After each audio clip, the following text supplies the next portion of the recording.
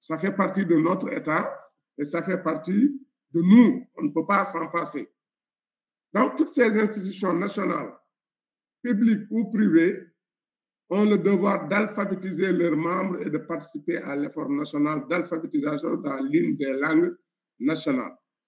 Et à côté aussi, en dehors du système de l'école formelle, il y a l'école aussi non formelle qui constitue l'alphabétisation. Il y a des zones aujourd'hui, il y a des écoles en alphabétisation pour adultes, pour adolescents qu'on est en train d'alphabétiser. Et là aussi, tout ça s'est traduit dans le ministère, dans l'organigramme du ministère, par la création de structures en charge. Et vous voyez que c'est la Constitution qui nous l'impose. Tout ce qu'on fait dans les ministères, dans le pays, n'est qu'une traduction de ce qui est dans la Constitution. Il y a une direction de l'alphabétisation et des langues nationales au ministère de l'Éducation. Et cette direction, elle a, depuis qu'on est indépendant, presque elle est là. Elle peut changer de nom, mais c'est une direction qui a existé depuis l'indépendance. On fait de l'alphabétisation. Là aussi, c'est du non formel, mais c'est pas de l'informel, mais du non formel. Donc, ils sont dans le système aussi, et c'est pourquoi on dit les communautés religieuses ou non religieuses, ils participent à l'éducation. Certains même aujourd'hui ont des ouvrages écrits en langue nationale. Par exemple, en langue pulaar, vous avez le Cheikh Hamidou Kane, comment dirais-je, l'aventure ambiguë, aujourd'hui on peut lire ça en pulaar. Et je pense qu'il y a d'autres langues aussi, comme le wolof et autres, il y a beaucoup d'ouvrages qu'on peut lire dans les langues nationales du pays. Article 23, on a mis l'accent sur ce qu'on appelle les écoles privées qui peuvent être ouvertes, mais sous le contrôle de l'État. Ouvertes, mais sous le contrôle de l'État. Donc, l'enseignement public est autorisé, mais c'est soumis aux normes de l'État, au programme de l'État, aux conditions de recrutement aussi des enseignants en matière de profil et autres. Et c'est pourquoi il faut des textes qui autorisent l'implémentation d'une école, l'implantation du moins d'une école publique quelque part, d'une école privée. Donc, on ne se lève pas un beau jour et créer une école privée comme on veut, sans respecter les normes. Si on le fait, on est clandestin, et si on est pris, on peut être poursuivi. Toujours la place de l'éducation. Dans la Constitution, on a l'article 24. L'article 24 qui parle de la liberté de conscience, des libertés et pratiques religieuses ou culturelles. La profession d'éducateur religieux sont garantis à tous sous ordre de l'ordre public. Donc, les éducateurs religieux, c'est ce qu'on disait, c'est une profession, c'est garanti, mais sous réserve de l'ordre public. Donc, l'État a un contrôle sur ça. Tout ce qui se fait dans le pays, l'État a le droit de contrôler cela. Les institutions et les communautés religieuses ont le droit de se développer sans entrave. Elles sont dégagées de la tutelle de l'État et règlent et administrent leurs affaires d'une manière autonome. Donc, c'est sous le contrôle de l'État, mais ils ont leur administration. L'administration ne veut pas dire que l'État vient dire que je vais être membre de votre organisation ou de votre comment dirais-je, administration pour gérer. Non. Ils se gèrent seuls, mais tout en respectant maintenant l'ordre public. Et l'article 67, là, on parle de ce que la loi, au niveau de l'Assemblée nationale, qui vote la loi. Quelles sont les choses? Parce que vous savez, dans la Constitution, il y a des choses qui relèvent de la loi et d'autres choses qui relèvent du règlement. Quand on parle de règlement, on est dans les décrets et autres. Et on vous dit, il y a des choses, on ne peut pas les faire sans passer par la loi. Et la loi, c'est le domaine de l'Assemblée nationale, ce n'est pas le domaine de l'exécutif. Donc, la loi fixe les règles. La loi détermine les principes fondamentaux. Et c'est pourquoi on va aborder les lois qui fixent les principes et les règles et les finalités de l'éducation. Ça ne peut pas être un décret. Un président qui vient tout de suite, qui dit, je prends un décret pour fixer les principes de l'éducation ou les finalités, il est en porte-à-faux, on porte ça au niveau du Conseil constitutionnel ou de la Cour suprême, on va invalider ça. Donc, il y a des choses, c'est la Constitution qui dit on les prend par la loi, pas autre chose. C'est déterminé. S'il s'agit de l'organisation générale de la défense nationale, c'est la loi. La libre administration des collectivités locales, qu'on appelle aujourd'hui collectivités territoriales, et leurs compétences, c'est la loi. L'enseignement, c'est pourquoi on a mis ça en cours, parce que c'est le domaine qui nous concerne.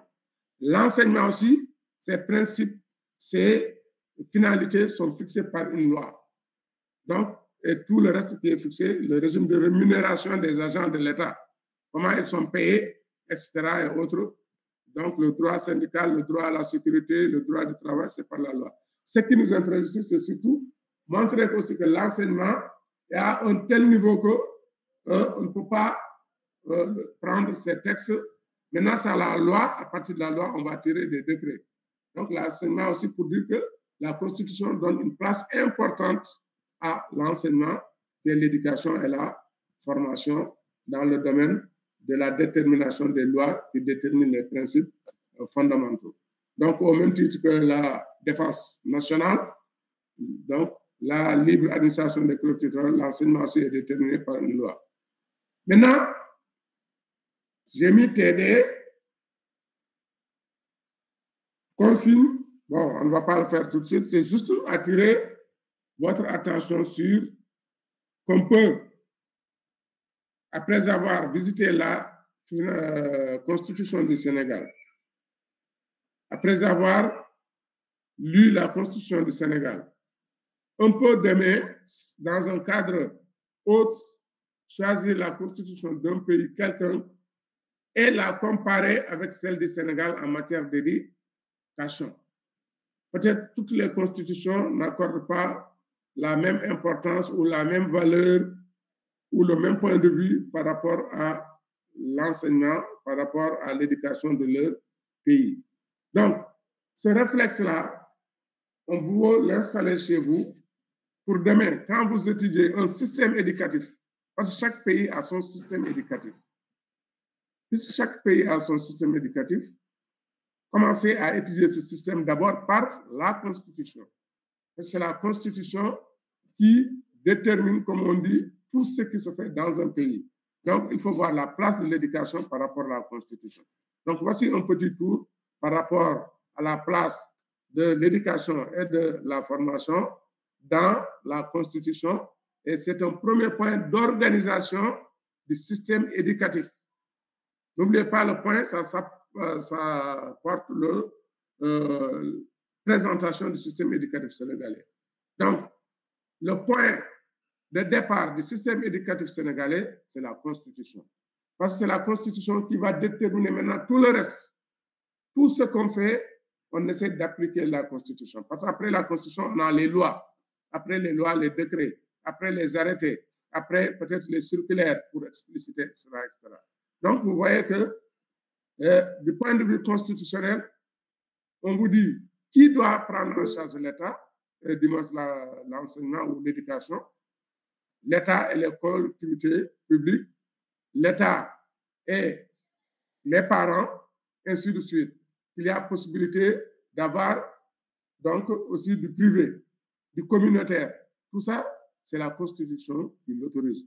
Voici un peu une présentation, brève présentation, et vous aurez la Constitution pour approfondir davantage.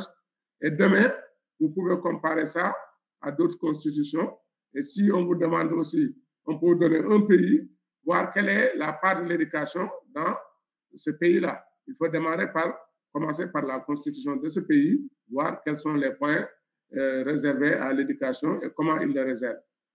Voilà, s'il y a quelques questions, on peut les prendre avant de poursuivre.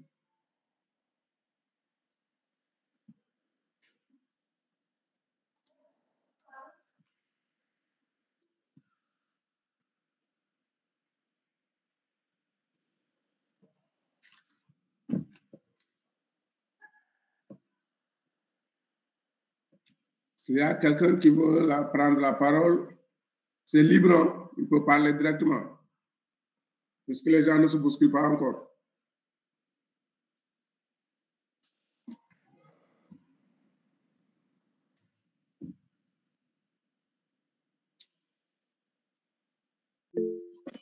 Bonsoir, Oui. professeur. Bonjour, Mbalo. Ça va? C'est pas Mbalo, c'est Ngoma. Oui, bonjour, professeur. Ah, Ngoma, d'accord, ok. J'ai vu Mbalo qui a levé la main, je croyais que c'est lui. Allez, Ngoma, allez-y, ça Ah, va? d'accord. Bien, merci. Voilà, maintenant, je voudrais que vous reveniez un peu sur les rapports des DARA, de l'implantation des DARA, quoi, des DARA, non? Par rapport au contrôle de l'État, que l'État a sur les DARA modernes, quoi, on a commencé à installer. Les DARA, Ouais, l'enseignement des DARA, quoi. Oui. Oui. Je dis que... Ouais, l'autorité, quoi, de l'État par rapport au DARA. D'accord. Moi, je pense que c'est encore théorique, quoi, mais dans la pratique, bon, c'est encore quoi, c'est encore nul, quoi. Parce qu'ils sont trop laissés à eux-mêmes, quoi. Oui, on va y revenir. D'accord. Merci pour cette question. Je pense qu'elle est pertinente. Je pense que c'est un domaine qui est en construction. Et si vous comparez par rapport à cela de 10 ans ou 20 ans, il y a une évolution quand même. C'est vrai, on est en apprentissage, on est en construction. Il y a une évolution quand même, il y a 10 ans ou 20 ans de cela. Aujourd'hui, on parle de la modernisation des DARA. Aujourd'hui, c'est légiféré. Il y a des lois et des décrets sur les DARA. Je vais voir si je vais en trouver. Et il en existe. Et ce qui s'est matérialisé récemment, il y avait une division des DARA. Une division est plus petite qu'une direction. Mais aujourd'hui, on a créé la direction des DARA au niveau du ministère de l'Éducation avec des textes. Avant, il n'y avait pas de textes sur les DARA. Aujourd'hui, on a organisé les DARA avec la modernisation, avec des textes. Aujourd'hui, il y a une possibilité qu'un DARA puisse rassembler les documents nécessaires pour être reconnu à l'image des écoles privées. Les enseignants des DARA aujourd'hui aussi sont organisés. Pas les DARA en tant qu'il y a des DARA aujourd'hui qui ne sont pas encore dans la modernisation, mais les DARA qui sont dans la modernisation. Les enseignants, il y a des enseignants qui sont là-bas payés par l'État aujourd'hui.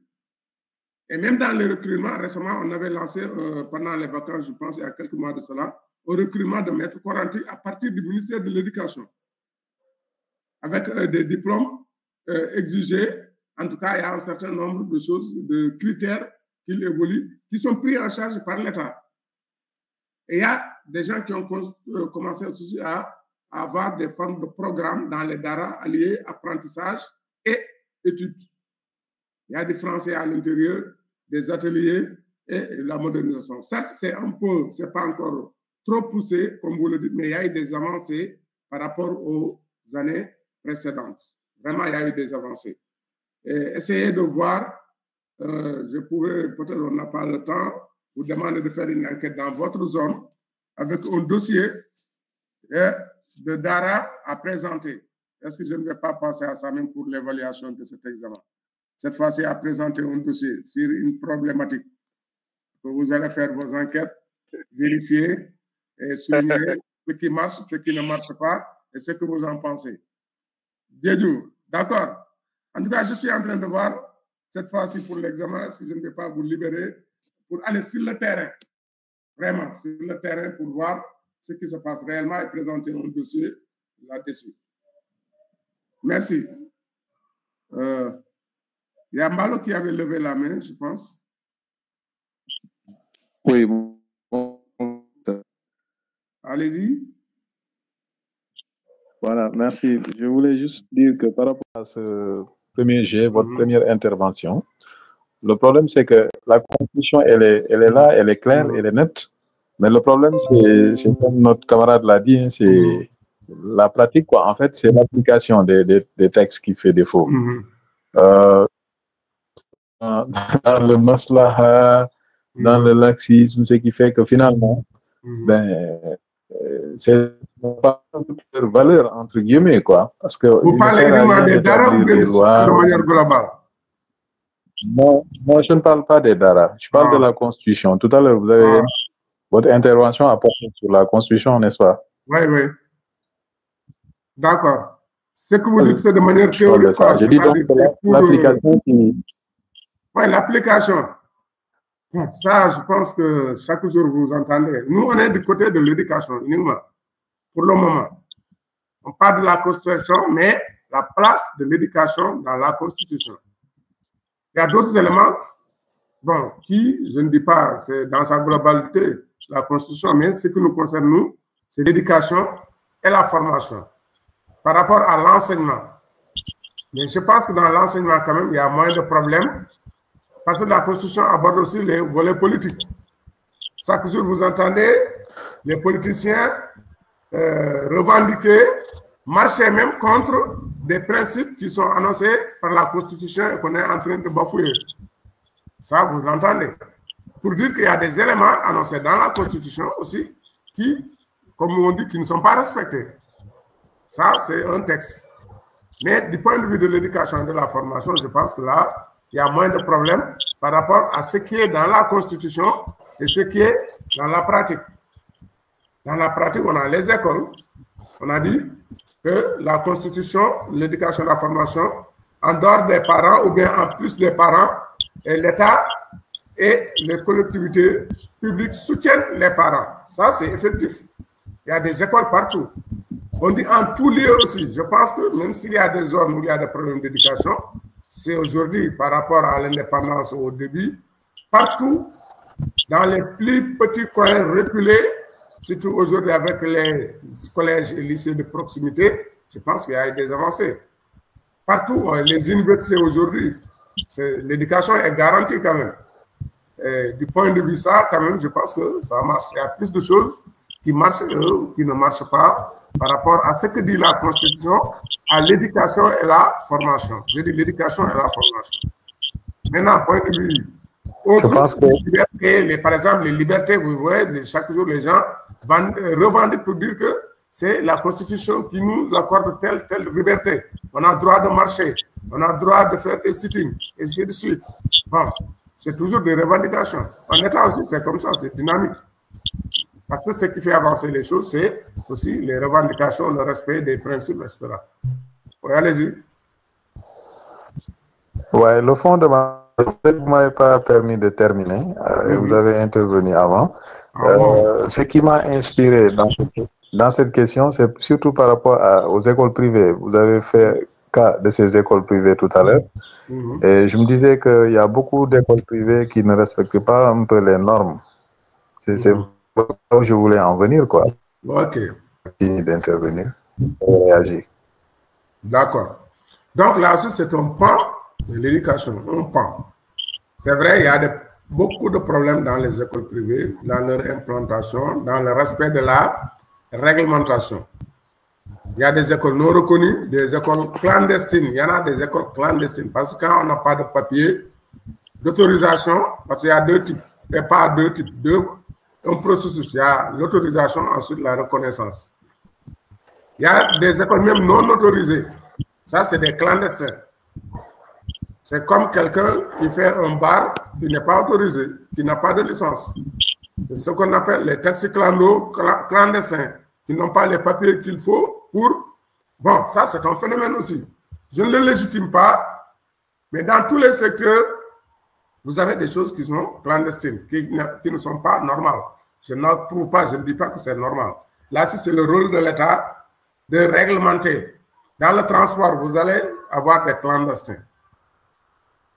Dans les loisirs, des distractions, les bars, les restaurants, tout ça, il y a des choses qui doivent être réglementées, des clandestins. Dans le tourisme, il y a des hôtels ou des auberges ou des trucs qui ne sont pas en règle, qui sont des clandestins.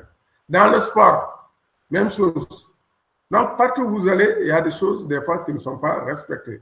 Je ne légitime pas ça, et l'État a le rôle de réglementer ça. Comme dans les privés aussi, il y a beaucoup d'écoles qui sont, mais quand même, on a de grandes écoles jusqu'au niveau universitaire, même dans l'enseignement supérieur, on a des établissements d'enseignement supérieur clandestins qui n'ont aucune formalité qui se cache.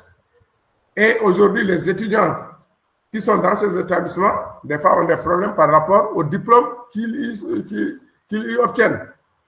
C'est des diplômes, des fois, non reconnus par l'État, non reconnus par l'enseignement supérieur, etc.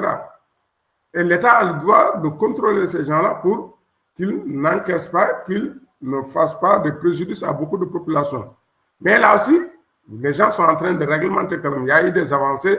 Vous prenez l'enseignement supérieur aujourd'hui, il y a l'ANAQ-Sup. L'ANAQ-Sup qui est l'Agence nationale pour la qualité de l'enseignement supérieur, qui accrédite les diplômes. Si à Dakar aujourd'hui, je connais, nous souvent on va dans ces établissements pour faire de l'évaluation. Moi, je participe à des missions en tant qu'expert agréé de l'ANAQ-Sup pour l'accréditation des diplômes.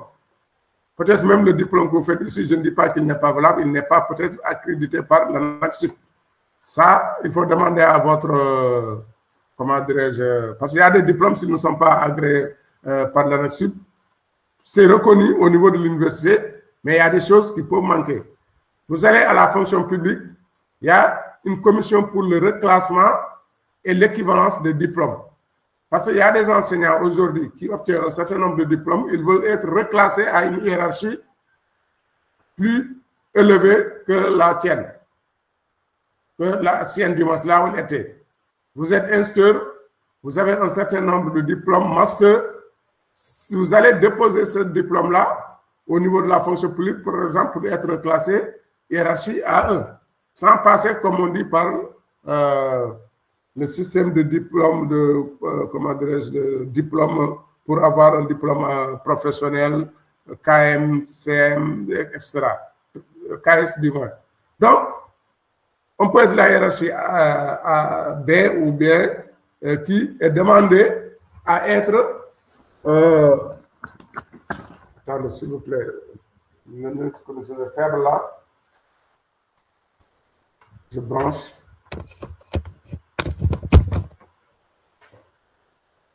Poursuis. C'est bon, vous voyez la présentation. Il y a Mbalo qui lève la main. Hein? Ah bon? Monsieur, bon, oui, il a levé la main. Oui, Mbalo, allez-y. C'était parti à la présentation. Professeur, c'était pour rebondir sur la question, recenser tous les dara qui existent en vérité, parce qu'il y a un problème de réticence chez certains, certains borom dara. C'est vrai. Donc c'est ça un peu la difficulté, parce que pour l'école par exemple, on peut connaître le nombre d'écoles dans un département, dans une région, mais à l'heure où nous parlons pour les dara, c'est un peu compliqué. Voilà un peu la difficulté. D'accord, c'est vrai. Je pense que vous avez parfaitement raison. C'est un début. Je disais que c'est un début. Il y a tellement de problèmes et c'est un milieu aussi très sensible. Très sensible. Très sensible. Où l'État doit faire beaucoup attention. Et c'est ce qui retarde les choses aussi. Ça ne peut pas aller très vite. Il faut des années encore et des années pour régulariser. Il y a certains même que l'État y parle même. Ils ne veulent pas parce que pour eux, l'école publique française égale autre chose. C'est des valeurs, des antivaleurs par rapport à leurs croyances. Ils ne veulent même pas en parler. Ils ne veulent même pas qu'on en touche, que l'État même mette la main sur cela. Mais quand même, il y a des avancées par rapport aux années précédentes. Il y a des problèmes, c'est un début. Comme vous dites, le recensement n'est pas encore effectif. D'accord, on ne peut pas même aujourd'hui tout recenser. Non seulement il n'y a pas une seule zone, les gens sont mobiles, il n'y a pas de formalisation. Donc, c'est juste un début, hein, un début. Pour la fonction publique, le ministère en charge de la fonction publique. Je vais voir s'il y a d'autres questions. En tout cas, au début, il n'y en avait pas cette faculté. D'autres facultés, et que l'IGB avait des orientations autres que des diplômes d'enseignement à l'époque. Par exemple, un diplôme d'histoire ou de géographie à l'IGB à l'époque n'était pas destiné à l'enseignement. Au début, les gens refusaient ça à l'école normale supérieure. L'école normale supérieure refusait que ces gens-là se présentent à ce concours. Mais aujourd'hui, même ceux qui sont en lettres modernes, au début, ils refusaient. C'est parce que l'UGB n'avait pas vocation à délivrer à l'époque des diplômes destinés à l'enseignement. Bon, il y a eu du forcing ou bien du truc. Même la faculté avec, je pense, votre UFR là, il y a des profs de collège qu'ils formaient. Pour qu'ils soient recrutés aussi, c'était un problème. Et pour l'école normale, les cadres, c'est eux seuls qui avaient la prérogative de recruter des professeurs et de les former. Donc, vous voyez, à un certain moment, l'IGB aussi en formait. Il fallait qu'on change un peu les textes aujourd'hui. Il n'y a plus ça, je pense qu'ils sont tous formés, ils sont recrutés. J'espère bien les qui de collège de l'IGB là. Si vous avez des informations là-dessus, vous pouvez les partager. Si c'est, tu lèves la main.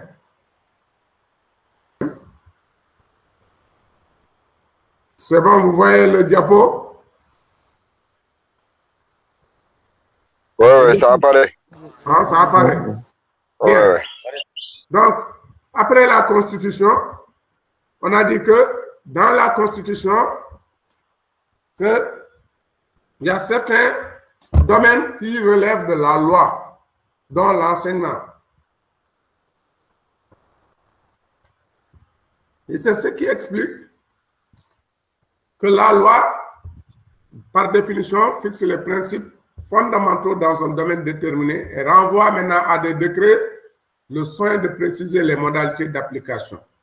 Là, c'est la définition de la fonction publique, de la loi, pas de la fonction publique sénégalaise, mais de manière française. Mais c'est la même chose aussi chez nous.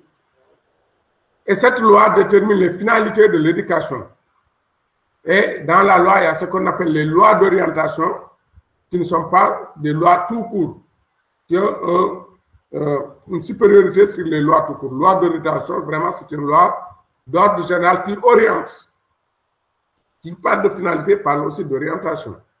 La finalité, c'est quoi? C'est une affirmation de principe à travers laquelle une société ou un groupe social identifie et véhicule ses valeurs. Là, c'est Daniel Améline, un grand pédagogue. Je pense qu'il y a de ces ouvrages-là, même si, en tout cas, vous pouvez retrouver.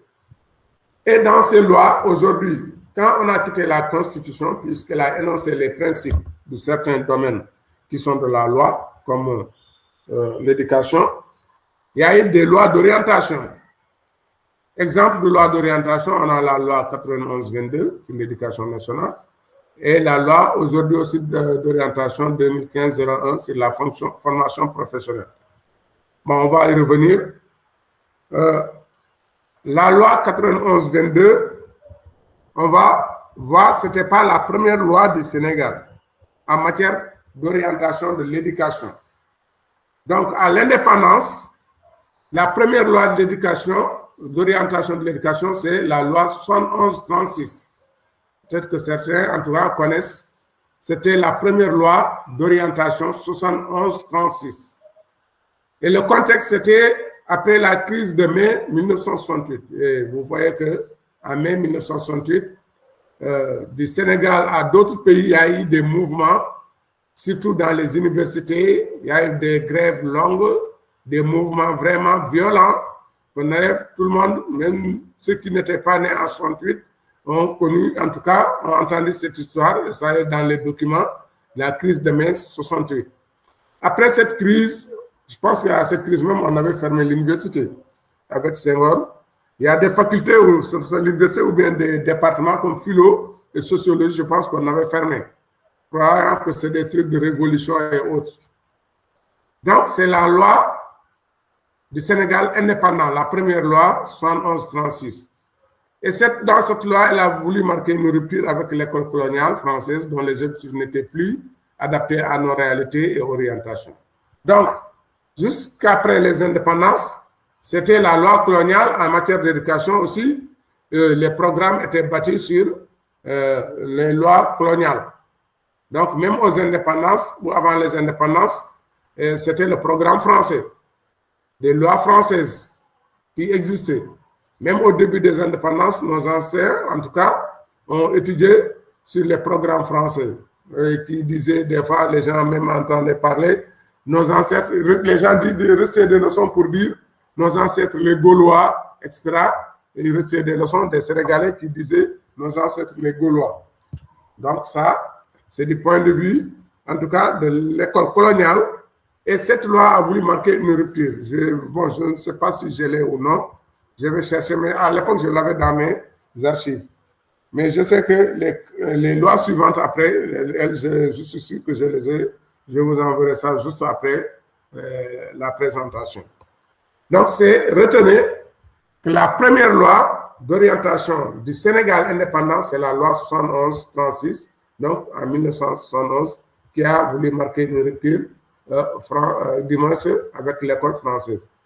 Et ce qui est bizarre, on va y revenir. Dans cette loi, il y a des décrets d'application. Comme aujourd'hui, il y a un décret qui est toujours en vigueur, qui est dans les écoles, et ce que les instructeurs, surtout à l'élémentaire, connaissent, c'est le décret 79-11-36, qui porte le programme de l'enseignement élémentaire. Le programme est ça, parce qu'on va y revenir, parce qu'il y aura une partie où il y a des programmes. Avant de quitter, je vais vous rappeler ça.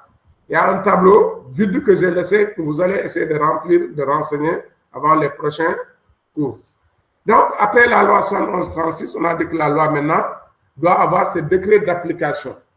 Au moins, la loi 71-36 avait un décret d'application qui est le décret 79-11-36, portant programme de l'enseignement élémentaire. Vous l'avez aussi dans ceux qui sont, en tout cas, à l'élémentaire surtout, l'ont vécu. Est-ce que c'est pas 1165?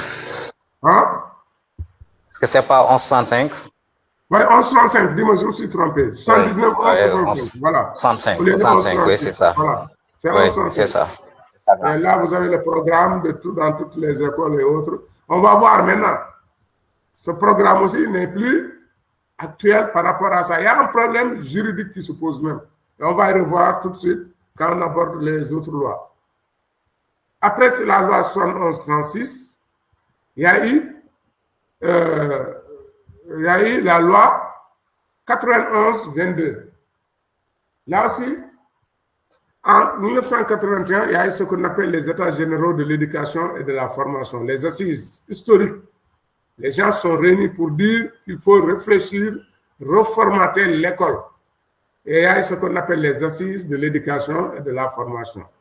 Et c'est 10 ans après qu'on a eu à voter la loi 91-22 et qui est en vigueur aussi jusqu'à présent, jusqu'à ce jour, qui n'est pas abrogée. Donc, c'est la loi 91-22 qui a remplacé la loi 71-36, c'est-à-dire la première loi d'orientation du Sénégal. Et je vous enverrai cette loi. C'est le contenu d'abord. Vraiment, c'est aujourd'hui, voici la loi qui organise le système éducatif sénégalais. Dans ça, on a les préoccupations de tous les acteurs de l'école et partenaires, de la communauté éducative réunie lors des États généraux. Et donc, c'est la traduction des assises de l'éducation et de la formation. Après 81, les gens ont essayé de traduire dans une loi les recommandations, en tout cas, le contenu des assises. Et elle définit aussi les options fondamentales du gouvernement responsable de la définition de la politique éducative. Le type d'homme à former, les valeurs dans lesquelles la nation se reconnaît, les principes généraux de l'éducation, l'architecture de l'éducation. Voici l'organisation du système éducatif. Quand on parle de l'architecture de l'éducation, on est dans l'organisation du système éducatif. Le système éducatif, ça va donc des finalités, c'est-à-dire de l'État jusqu'à la classe. On va y revenir, jusqu'à la classe. Donc, à chaque niveau, il y a la responsabilité. C'est une chaîne, je pense que vous l'avez vu, il y a la chaîne des intentions pédagogiques. Ce que vous faites dans la classe là, c'est la traduction des intentions, des finalités qui sont exprimées depuis la Constitution et les lois d'orientation. Et c'est ce qui se traduit jusque dans les classes. Donc, cette loi 91-22 aujourd'hui, c'est elle qui porte organisation du système éducatif sénégalais. Et dans cette loi, justement, parce que vous l'aurez, hein, je ne vais pas aborder toute la loi, il y a des titres. Un titre qui porte sur les dispositions générales, un titre sur les principes généraux de l'éducation, un titre sur les niveaux, structures et objectifs généraux de l'éducation. Et j'ai dit loi, voire loi en annexe. L'annexe, je vais vous envoyer ça après. Donc, l'organisation du système éducatif, c'est dans cette loi avec les niveaux qu'il y a, les structures. Exemple, pour les finalités. Au titre 1, on dit, c'est la détermination des finalités de l'éducation. Quelles sont les finalités de l'éducation aujourd'hui dans cette loi? Même si elle est un peu encore, je ne dirais pas obsolète, mais il y a beaucoup de choses à revoir. C'est préparer les conditions d'un développement intégral, promouvoir les valeurs dans lesquelles la nation se reconnaît, élever le niveau culturel de la population, faire acquérir la capacité de transformer le milieu et la société. Donc, du point de vue des principes maintenant, cette loi au titre 2, elle définit les acteurs qui sont responsables de l'éducation. Le gouvernement, les collectivités territoriales, les initiatives privées, individuelles ou collectives. Vous voyez que la loi, elle ne doit pas annoncer ou contenir des choses qui sont contraires à la Constitution. C'est une chaîne. Ce que dit la Constitution, c'est ça que la loi essaie de détailler davantage et expliquer. Et après la loi, le décret va venir pour être plus pratique. Aller dans les détails. Et après le décret, l'arrêté encore va venir pour expliciter davantage. Après la circulaire, ainsi de suite. Donc, jusqu'à ce qu'on ait une clarté par rapport à ce que disait la Constitution. On disait que la loi détermine les domaines de l'enseignement dans la Constitution, point. Que les parents ici, ceci, ont le droit naturel de l'éducation et ils sont soutenus par l'État et les collectivités. La Constitution annonce des principes. Et la loi aussi essaie maintenant de rendre ça plus clair, ensuite, après le décret, et ainsi de suite. Donc, on parle ici des acteurs et responsables de l'éducation. C'était déjà annoncé dans la Constitution. On avait dit l'État et les collectivités publiques. L'État, c'est le gouvernement, c'est les collectivités territoriales. Les collectivités publiques, c'est les initiatives privées, on a parlé de l'enseignement privé, individuel ou collectif, la communauté. La qualité, la démocratie parmi les principes et l'éducation religieuse optionnelle. C'est important. Avant, dans les emplois-temps, avant cette loi, il n'y avait pas d'éducation religieuse dans le formel. Par exemple, l'école catholique pouvait le faire, mais c'est parce que c'était privé. Mais ensuite, on a intégré l'éducation religieuse qui est différente, par exemple, de l'enseignement arabe, comme langue. Surtout à l'élémentaire. Je ne pense pas que ça soit au moyen secondaire, ça, mais à l'élémentaire, après, la loi de 91, on a introduit l'éducation religieuse, qui est différente de l'enseignement de la langue arabe. Dans un emploi-temps, vous pouvez avoir arabe, ensuite éducation religieuse. L'arabe, tout le monde peut le faire, chrétien et catholique, etc. Et du moins, c'est musulman. Mais en général, l'éducation religieuse, là, c'est la religion. Les musulmans peuvent amener un gars qui maîtrise la religion musulmane pour en faire un enseignant en éducation religieuse. Et la plupart des enseignants en langue arabe aussi peuvent jouer ce rôle. Un prêtre ou je ne sais pas, du point de vue chrétien aussi, à leur cet emploi-temps, ils peuvent faire venir leur, en tout cas, personne pour enseigner l'éducation religieuse pour les chrétiens qui sont dans la classe. Et on dit que c'est optionnel, c'est-à-dire dans une même classe, vous allez voir certains qui vont faire la religion, éducation religieuse musulmane, d'autres éducation religieuse chrétienne, etc.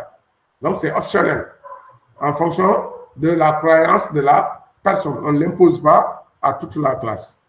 Enracinement et ouverture. Donc la loi peut faire de cela un principe. Scolarité obligatoire pour tous les enfants âgés de 6 à 16 ans. Bon, modifié aussi, juste préciser que cette loi a été modifiée en 2004. Elle a été modifiée en 2004. Et plusieurs années, des fois, au début, c'était 7 ans, je pense, l'âge d'aller à l'école. Ensuite, c'est devenu 6 ans. Et aujourd'hui, je pense que c'est 6 ans. Mais au début, c'était 7 ans. Donc, vous voyez, il y a eu des modifications.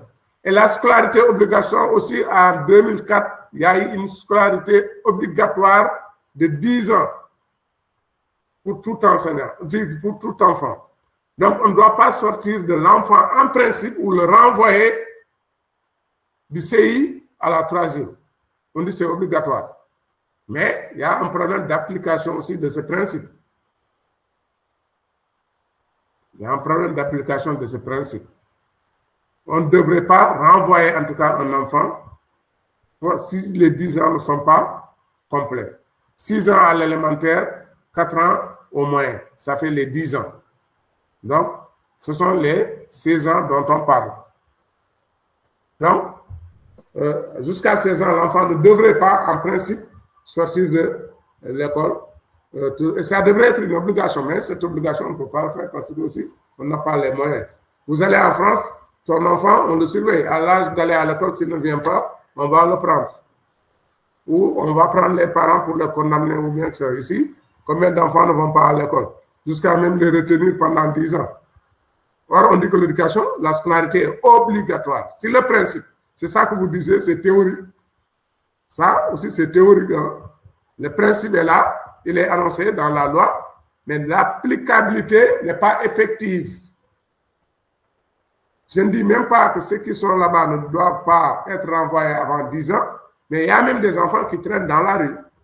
Et on ne peut pas les obliger à aller. L'État devrait aller obliger ces enfants-là ou prendre leurs parents pour les obliger à les mettre à l'école. Dans certains pays européens, ça, tu n'oses pas. Ton enfant de dire que tu le retiens ou bien qu'il ne va pas à l'école ou bien qu'il traîne. Non, c'est une obligation. Ici, peut-être pas encore, c'est du point de vue théorique, on l'a dit, mais c'est du point de vue théorique. C'est pourquoi j'ai voulu poser une question. Oui, j'ai voulu vous interpeller à propos de l'article 8 de la Constitution. Je voulais dire, est-ce qu'au Sénégal, est-ce que les parents sont obligés d'amener forcément leurs enfants à l'école? C'était en comparaison par rapport à la France, où vous n'osez même pas retenir votre enfant. Oui, oui. Aujourd'hui, c'est énoncé dans... Oui. C'est ce que je disais tout de suite. C'est énoncé dans la loi. Oui. On dit que c'est une obligation. Pourtant, la loi le dit, hein, mais ce n'est pas respecté par tout le monde. Et l'État aussi ne sanctionne pas. Oui, mais quand on regarde bien l'article 8, on dirait que l'État joue le rôle d'accompagnement au Sénégal. Donc, oui. Un accompagnateur peut être abandonné par celui-là il peut choisir que l'accompagnateur l'accompagne ou il peut choisir de ne pas quand même s'intéresser de la tâche de l'accompagnateur. Mais pourtant, après la Constitution dit, tu parles de l'article 8. 8. Oui, quand vous présentez là... L'article 8, qu'est-ce qu'il dit, la Constitution? Oui. Qu'est-ce qu'il dit? Le rôle du parent d'élève. C'est l'article 8. On dirait que c'est l'article 8. Hein. C'est le droit à l'éducation. C'est le droit à l'éducation. Le droit à l'éducation. Voilà. La République doit garantir le droit à l'éducation. Oui. Maintenant, voilà, l'article 20 dit que les parents ont le droit naturel et le devoir d'élever leurs enfants. Voilà, et le droit naturel. Voilà, ils sont nés, déjà, les enfants sont nés dans un milieu. Oui. Naturellement, ce sont eux. Oui, donc ils sont soutenus dans ces tâches par l'État. Hein? Là, maintenant où je ne comprends pas, ils sont soutenus dans ces tâches par l'État. Oui, j'ai dit. Est-ce que là... Oui, allez-y. Tu as dit que les enfants ont le droit naturel. Naturel, c'est quelque chose qui est là. Vous êtes parents. Dès la naissance, c'est vous qui devez s'occuper de l'éducation des enfants. Maintenant, ils sont soutenus. C'est-à-dire, il y a une poursuite de l'éducation. Au-delà des parents, au-delà de la famille, l'enfant, à un certain moment, doit fréquenter la scolarité, les écoles. Et c'est pourquoi on dit que l'État maintenant soutient. En plus des parents maintenant, l'État aussi vient pour l'éducation des enfants. Donc, ce n'est pas un choix, comment dirais-je, ce n'est pas un choix. C'est une obligation pour l'État de soutenir les parents. C'est-à-dire, au-delà du rôle des parents, l'État aussi a une part de responsabilité à jouer. Et la loi devient plus claire. Elle dit une obligation scolaire. La loi que j'ai dit tout de suite là, l'obligation scolaire. Scolarité obligatoire pour tous les enfants de 6 à 10 ans, obligation. Et cette obligation, je dis, elle n'est pas respectée. C'est ça qu'on a dit. Oui, oui, ça c'est vrai. L'obligation n'est pas respectée. L'État n'oblige, comme tu as dit en France, comme on a dit, tu n'oses pas prendre ton enfant en âge de scolarité, le retenir à la maison. Ça, on vient le prendre par force. Tu n'as pas le choix. Mais ici, aujourd'hui, on n'a jamais vu l'enfant, l'État aller prendre des enfants par force. Peut-être s'ils le font même, ils n'ont pas les moyens ou les possibilités de tout prendre. Peut-être c'est ça qu'ils ne font pas. Peut-être ils ne le font pas parce qu'ils n'ont pas tous les moyens requis pour obliger tout le monde. Là, ça devient, comme on dit, plus théorique. Combien d'enfants même ne viennent pas à l'école? Combien d'enfants ne viennent pas à l'école? Et on a dit, même ceux qui sont déjà à l'école, pendant 10 ans, on ne doit pas les renvoyer, ils doivent rester. Combien d'enfants, avant à l'élémentaire, même abandonnent après? Ils sont déjà même à l'école. À plus forte raison, ceux qui n'ont jamais été à l'école. Oui, c'est vrai. Oui, professeur. Oui. Bonsoir. Bonsoir. Voilà. Bon, je pense que il y a peut-être une incompréhension par rapport à la question. Je crois que c'est Badji, quoi. Bon, peut-être au Sénégal, l'éducation, elle est obligatoire sous la tutelle de l'État. Mais on n'oblige pas les parents à amener les enfants forcément à l'école.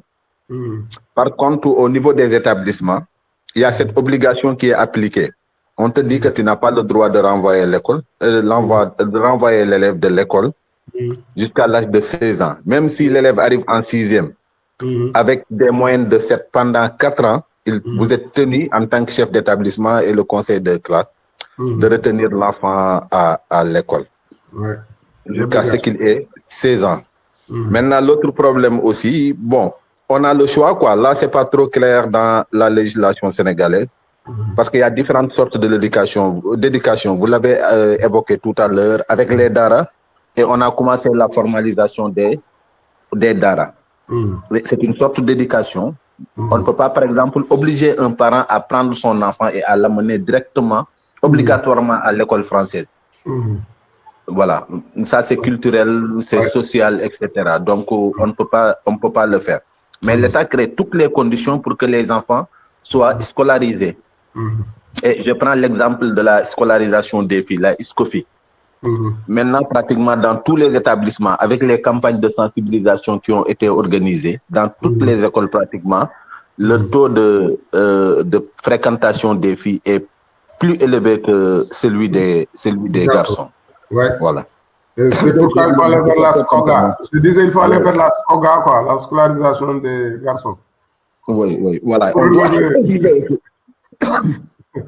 C'est ça que je disais. Merci quand même. Je pense que c'est clair. Hein. Comme ils le disent, hein, c'est juste ce problème-là évoqué. Donc, je poursuis que les niveaux maintenant, le titre 3 de la loi que vous aurez, hein, vous allez lire ça en détail. J'énonce juste les grandes lignes.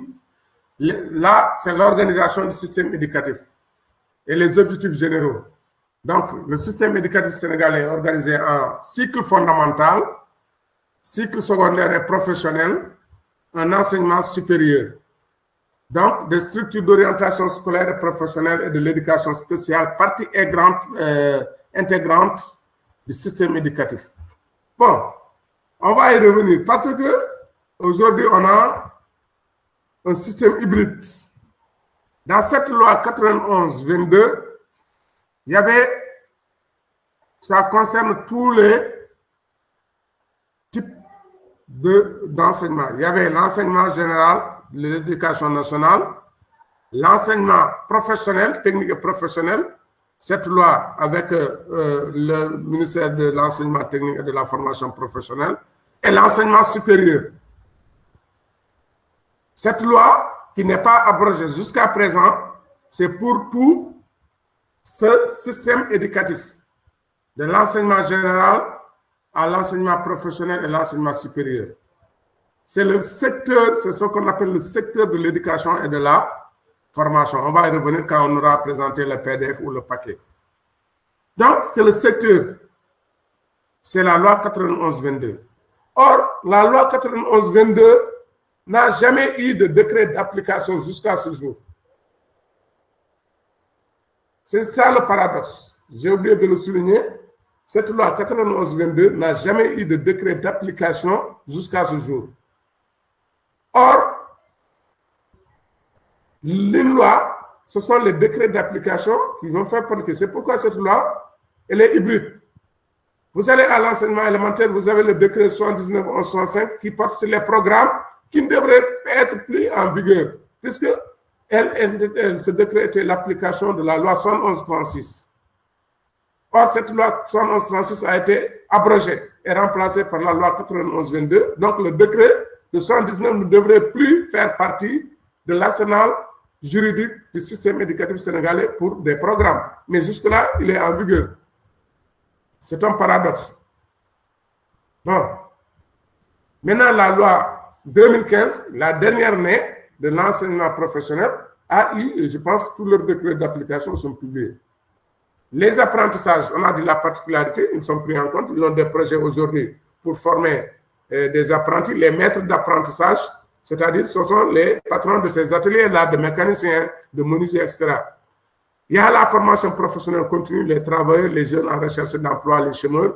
Vous allez voir au 3FPT, à l'NFP, l'Office national de formation professionnelle, qui finance beaucoup de jeunes diplômés ou bien non diplômés de chômeurs, des cohortes de formation de 6 mois ou bien d'1 an ou de 3 mois pour former, en tout cas faire des formations rapides. La valorisation des années d'expérience, on appelle la VE, possibilité d'obtenir un titre à toute personne. Ils l'ont commencé aussi. On dit que tu es mécanicien, tu n'as aucun titre. Tu es peintre, tu n'as aucun titre. C'est-à-dire que tu n'as aucun diplôme ou certificat ou papier qui atteste que toi, tu es un ouvrier qualifié. Combien d'ouvriers qualifiés, carreleurs, plombiers, maçons, on a et qui n'ont aucun diplôme. Et pourtant, ils sont qualifiés. Mais ils ne peuvent prouver aucun papier qui atteste. Demain, si on veut les recruter quelque part, ils ne peuvent brandir aucun papier. Ils ont des problèmes. Aujourd'hui, la loi a pris cette possibilité de valoriser leur année d'expérience, c'est-à-dire on les prend, on les amène dans le centre, on les organise, on les forme un peu et on les évalue et on leur donne des titres, soit une attestation ou bien un certificat ou quelque chose comme ça, pour qu'il y ait un titre. Donc cette loi, c'est la formation professionnelle. Je pense qu'on a des enseignants qui peuvent après contribuer par rapport à ce volet de la formation professionnelle. Toujours, la particularité, c'est l'insertion au marché du travail. En tout cas, il essaie d'adapter, c'est toujours, ça reste, je ne dis pas que c'est réglé. Chaque jour, vous entendez dire que les produits conformes ne sont pas adaptés au marché du travail. Et c'est toujours une réalité. Mais quand même, ceux qui sont dans les centres de formation professionnelle, il y a même des cellules, des structures dédiées à l'insertion, des gens qu'ils forment pour qu'ils soient opérationnels dès leur sortie dans le marché du travail. Et c'est pourquoi il y a un modèle important partout aujourd'hui dans les écoles de formation qu'on appelle l'entrepreneuriat. L'entrepreneuriat est enseigné parce que nous, notre système est hérité du système colonial. Nous tous, nous attendons un travail de l'État, bureaucrate ou enseignant pour l'État, etc. Si on n'a pas un travail salarié payé par l'État, c'est comme si on n'a pas un travail. Alors qu'ailleurs, pour eux, ceux qui travaillent dans l'État sont, en tout cas, les moyens considérés. Non, c'est l'entrepreneuriat. Des gens qui créent leur propre business, qui gèrent eux-mêmes, qui sont leurs propres patrons et qui cherchent à employer d'autres. Et c'est ce qui fait développer un pays. Hein. L'État ne peut pas recruter tout le monde, ce n'est pas possible. Pas tout le monde. Regardez, on n'a que 130 000 ou moins de 150 000 fonctionnaires, ou pas fonctionnaires, agents de l'État, payés par l'État. Moins de 150 000 parmi les 18 millions de Sénégalais. Ça, c'est infime. Et tous les jeunes, tout le monde attend un travail de l'État. Non, l'État doit organiser les conditions pour que les gens puissent trouver de l'emploi. Mais il n'a pas vocation à recruter tout le monde et il ne le peut pas. Ce n'est pas possible. Maintenant, les politiques sont les politiques. Dans leurs propos, ils peuvent vendre même vendre le ciel et la terre parce qu'ils veulent obtenir quelque chose. Ça, c'est tous les politiques. Voilà. Ils sont prêts à vendre le ciel, à vous vendre le ciel et la terre. Mais il n'y a pas un État qui peut donner du travail à tous ces jeunes. Ce n'est pas possible. Maintenant, ils peuvent organiser les conditions. Donc, la particularité de droit-obligation de l'apprenant, rôle de l'État et des collectivités territoriales, le partenariat public-privé, c'est important. Dans l'enseignement professionnel aujourd'hui, il y a le partenariat public-privé. Il y a des centres qui sont construits par des privés, exploités par des privés, tout en aidant l'État. C'est comme l'autoroute à péage, c'est du partenariat public-privé. J'amène mon argent, je construis, j'exploite et je retire à partir des bénéfices mon argent. Et toi aussi, tu as une partie. Il y a aussi le niveau de qualification. Donc, la loi d'orientation de la formation professionnelle, elle est là. C'est eux, ils étaient dans la 91-22, mais aujourd'hui, ils ne sont plus dans la 91-22. Ils sont sortis de la 91-22. C'est pourquoi, bon, je l'avais mis après le paquet et autres, parce que jusque-là, il était avec la formation professionnelle. On va y revenir, dimanche, les autres. Mais aujourd'hui, cette loi est venue mettre l'accent sur la formation professionnelle. Et c'est heureux, hein, parce qu'ils sont en train de faire des avancées quand même par rapport à ça. Maintenant, c'est pourquoi j'ai sauté le PDF et le paquet pour venir présenter cette loi. Et à partir de là, maintenant, vous avez les deux lois, 91-22 et 2015. Je ne sais pas l'enseignement supérieur. Jusqu'à présent, ils sont dans la 91-22. L'éducation nationale, ils sont dans la 91-22. Mais vous allez voir que dans le paquet, qui est un programme, c'est eux tous encore qui sont là-bas. La formation professionnelle, l'éducation nationale et l'enseignement supérieur, quand on aura à présenter le paquet. Donc, voici un peu ces deux lois. Est-ce qu'il y a des interrogations parmi ces deux lois 91-22 et 2015-01? Professeur? Oui. Voilà. Maintenant, comme les AEMO et consorts. Maintenant, où est-ce qu'on peut les loger? Par exemple, dans quelle subdivision? Enseignement technique professionnel ou dans un cycle? Ou plus particulièrement dans le cycle fondamental? Non, eux, ils ne sont pas dans ces lois. Ils sont pris par le ministère de la Justice. Voilà, ils sont dans la justice. Oui, ils sont pris par le ministère de la Justice. Donc, oui. Voilà. Donc, ils sont en dehors, donc. Ils sont en dehors de nos lois-là. D'accord. Et d'ailleurs, quand on aura le statut le profil de l'enseignant sénégalais, on va aborder ce volet des enseignants de la justice. Parce qu'eux, ils ont un statut particulier, mais on les appelle des enseignants aussi. Mais qui ne sont pas régis par les mêmes textes que vous. C'est ce qu'on appelle les éducateurs spécialisés, qui sont formés au CFJ, au centre de formation. Là où on forme les magistrats, eux aussi, ils sont formés là-bas. D'accord. Mais professeur, je pense à Nianing. L'enseignement technique et professionnel. Bon, j'en ai vu des gosses. Par exemple, ici, au niveau de Nianing, vers Mbour, comme ça. Bon, on leur fait intégrer les ateliers de menuiserie, de mécanique, etc. Voilà, c'est pour ils se rapprochent un peu de l'enseignement technique et professionnel. Il faut à l'intérieur. Voilà. Mais il y en a d'autres qui font. On va même détacher des profs là-bas, mais ils sont régis par d'autres textes. Par d'autres textes, là, c'est ça. Voilà. C'est ça qu'on veut dire. Ils sont régis par d'autres textes qui ne sont pas les textes, comment dirais-je, par la loi 91-22 professionnelle. Mais il peut y avoir même des enseignants maintenant qui interviennent là-bas pour leur compte. C'est comme, vous voyez, dans la formation technique professionnelle, leur domaine aujourd'hui spécialisé, c'est l'éducation et la formation. Et il y a des enseignants du général détachés là-bas. Ah, d'accord. Du général. Des profs d'anglais ou de français qui sont dans les lycées techniques. Ok. Et d'ailleurs, je pense que les syndicats en avaient fait une bataille à l'époque là, pour ceux qui venaient refaire les diplômes à l'école normale supérieure. Parce que je pense qu'il y a des gens qui étaient à la formation professionnelle, quand ils devaient venir, il y avait des problèmes. Que ça l'a souligné aussi. Ok. Voilà. Des fois, vraiment, il y avait, je pense, bien des problèmes par rapport à la gestion de ces enseignants qui étaient là-bas.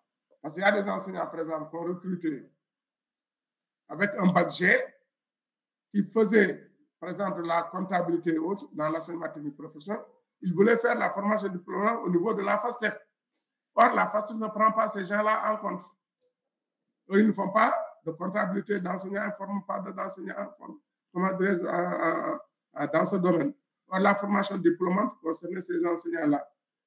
Des fois, vraiment, il y a eu des problèmes, des fois, avec la vocation et autres. Des choses. Moi, il y a quelqu'un qui m'a signalé un peu la prière. Je ne sais pas si on va arrêter ou bien on prie, on revient, vraiment poursuivre. Ça dépend de vous. Mais on prie d'abord. Non, il faut décider si on doit revenir ou bien on se quitte une bonne fois. Je pense qu'on peut suspendre ça une prochaine fois. Hein? On peut suspendre. C'est mon avis, c'est mon avis. Ouais, c'est votre avis.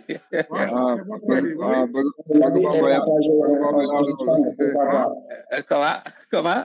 L'avis est partagé. Bëgg Bamba daa sonn bëgg Bamba mi ngi ci green bi léegi Bon, on a un peu moins de 2 heures. Bëgg Bamba il est en train de faire un enroulement avec de green. D'accord. Ministère de l'éducation. Les lois, les textes et tout ça, il faut bien les lire. Ensuite, s'il y a un exercice, je peux l'envoyer avant le prochain cours. Et si possiblement, je voudrais que dans la semaine même qu'on fasse 1 ou 2 cours. Ça dépend. Je sais que ce week-end-là, c'est un week-end de fête. Il ne sera pas possible. Si vous pensez, il ne sera pas possible de faire un cours avant lundi. Parce que lundi est férié, mais je pense qu'il y a certains de vos collègues qui vont... On va l'étudier avec Omar Cissé. On va l'étudier avec le responsable. On va l'étudier avec Omar